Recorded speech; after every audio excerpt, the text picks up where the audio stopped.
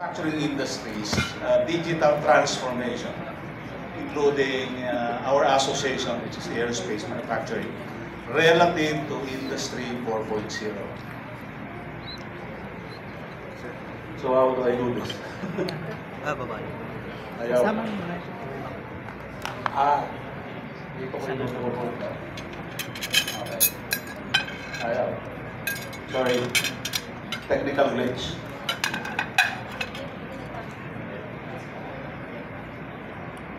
Ayun. Okay. So ano ba yung Industry 4.0?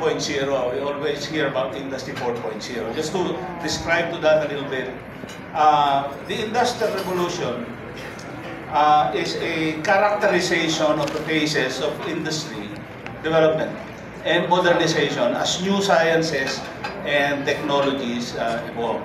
So if you can refer to what you see on the slides right now, meron na tayong apat. Yung nakalista dyan is tatlo. Industry 1.0, characterized by the rise of mechanization, and then steam power, power loop. Kung napapanood nyo si James West nung araw, Wild Wild West, yung mga engines nila ng train, those are examples of that. Yun namang Industry 2.0, that's in the late 19th century. Yan na yung mga oil, fuel, electric power, generation, mass production, assembly lines, and then large-scale industries, including automobile. And that is during the late 19th century. Industry 3.0, yan na yung mga mid-20th century na, mga 1970s, no? And digital revolution, computers, wala pang cellphone ng araw, no? Internet, automation powered by electronics and information technology, renewable energy, increased efficiency and productivity in manufacturing. So those are characterizations of all of those industry revolution. 1, 2, 3. Now we are again in trouble. Okay, sorry. So we are now in Industry 4.0, no? The present. And yung present is the things that we saw 2010 probably onwards. There's a blur of the years. But ito na yung nakikita natin ngayon. This is the age of the fusion of all of those technologies that have developed. Yan na yung artificial intelligence, Internet of Things, data analytics, robotics, yung mga robots sa factories, and some applications that we see outside.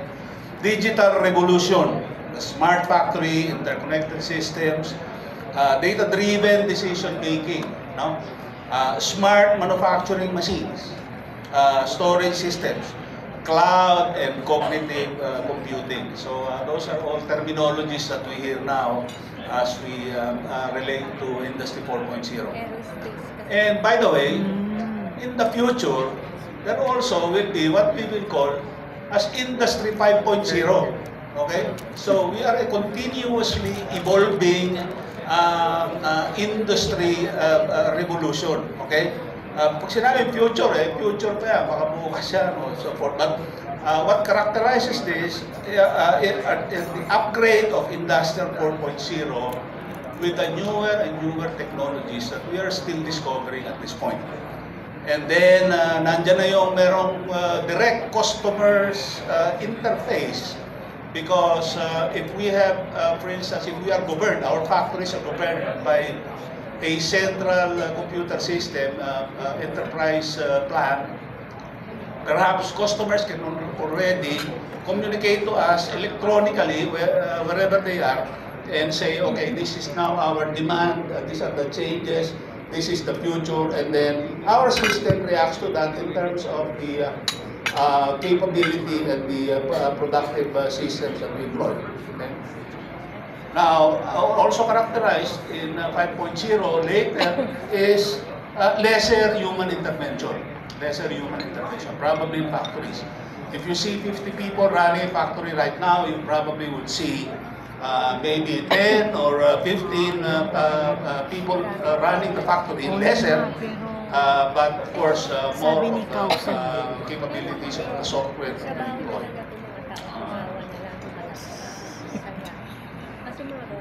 Next slide is, okay, so Paano yung mga senior? parallel to that is, can you help me with this at least? Parallel to that is the evolution of the management theories. Nadinig nyo na siguro yung mga sila Frederick Taylor, yung founder ng management science. Okay, those were in the 18th century. But of course, we have already modernized, and now we are hearing things like continuous improvement, no? And continuous improvement, ano pa, ERP, CRP, that stuff. And so those are some artifacts of where we are right now in Industry 4.0. Okay, so